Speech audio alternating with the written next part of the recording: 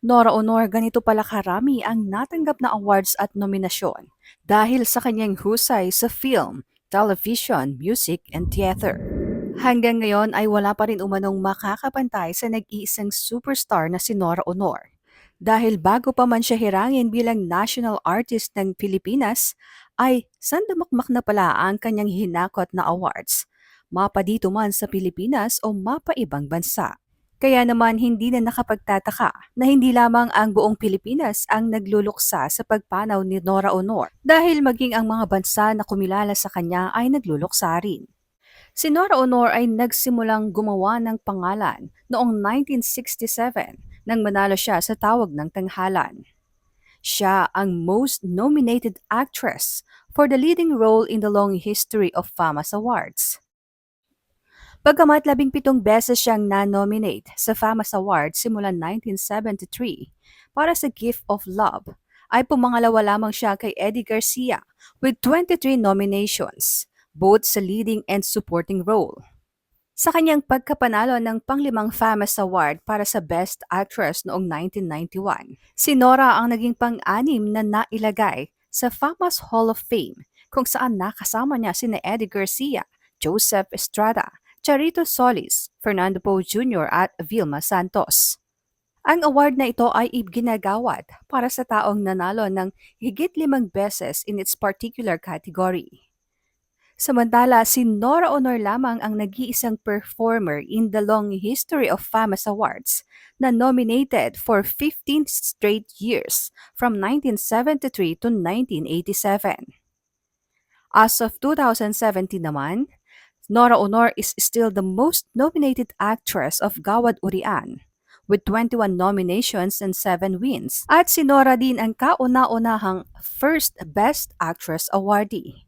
Siya rin ang most awarded and most nominated actress of Metro Manila Film Festival with 8 Best Actress trophies and from Young Critics Circle with 13 nominations and 5 wins. Si Nora din ang nag-iisang actress na nanalo ng Best Actress Trophy mula sa Film Academy of the Philippines for 3 straight years. Isang karangalan ni Nora na wala pang nakakapantay o nakakalagpas na kapwa Filipino actress.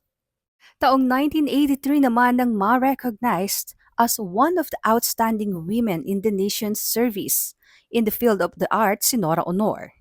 1999 naman nang ma-receive niya ang Centennial Honors for the Arts na iginawad ng Cultural Center of the Philippines o CCP. She was the only film actress na nakasama sa list of awardees. Noon namang 2010 nang hirangin siya ng Green Planet Movie Awards bilang one of the 10 Asian Best Actresses of the decade. Tinanggap din ni Nora ang Ani ng Dangal Award o Harvest of Honors mula sa National Commission for Culture and the Arts in 2013, 2014, and 2016. 2013 naman nang matanggap niya ang Light of Culture Awards from Philippine Center of the International Theatre Institute and the ITI Earth Savers UNESCO Dream Center for pioneering in the integration of theater, television, and film. September 17, 2015 naman nang matanggap ni Nora Honor ang Gawad CPP para sa Sining for Film and Broadcast Arts, ang highest award given by the Cultural Center of the Philippines. Siya rin ay ginawaran ng Gusi Peace Prize in 2015. Si Nora Honor nga ang may most international Best Actress awards and nominations of any Filipino actors. Siya ang nag-iisang Filipino actress na nanalo ng international awards mula sa 5 magkakaibang kontinente. At ang mga ito ay ang mga sumusunod. 19th Cairo International Film Festival noong 1995 sa Africa.